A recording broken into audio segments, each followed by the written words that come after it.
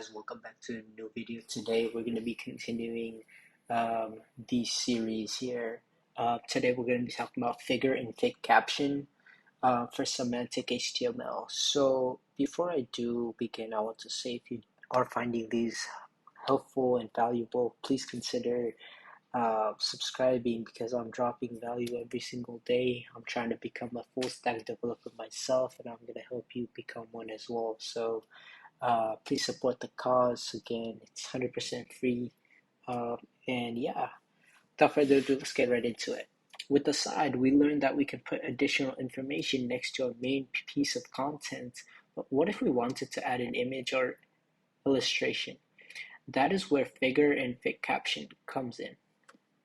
Figure is an element used to encapsulate media such as an image, illustration, diagram, code snippet, etc., which is referenced in the main flow of the document, like so. So if you have a figure, you can just put that right there.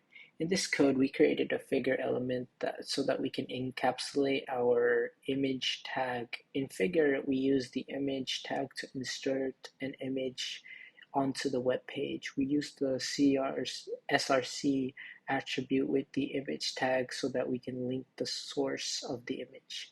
It's possible to add a caption to the image by using Figcaption. Figcaption is an element used to describe the media in the figure tag. So usually Figcaption will go inside the figure. This is different than using a paragraph element to describe the content. If we decide to change the location of the figure, the paragraph tag may get displaced from the figure while a Figcaption will move with the figure. So this is useful for grouping an image with a caption. And then here's an example right here, figure, and then we have the image right here, image src, and then you have a Figcaption right there. So in the example above, we added a Figcaption into the figure element to describe the image from the previous example. This helps group the figure content with the Figcaption content. While the content in figure is related to the main flow of the document, its position is independent. This means that you can remove it or move it somewhere else without affecting the flow of the document. So let's go ahead and create an opening and closing figure tag under the closing section tag. So let's find that. Yeah, it's a lot. Okay, perfect, right here. So you have to essentially create figure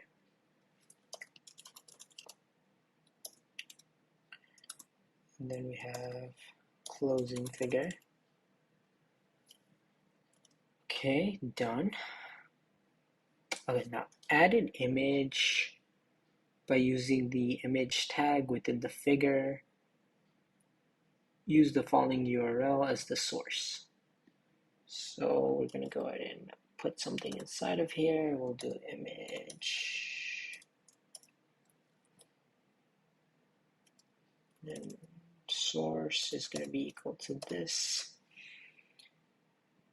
And then see. There you go. Okay, now create a Figcaption under the image and describe the image. Okay, so I'll do Figcaption,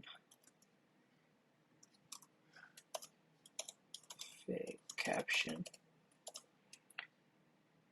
Actually, we can just put it on the same line and just put, let's describe it.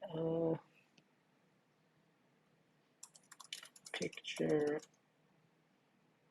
of a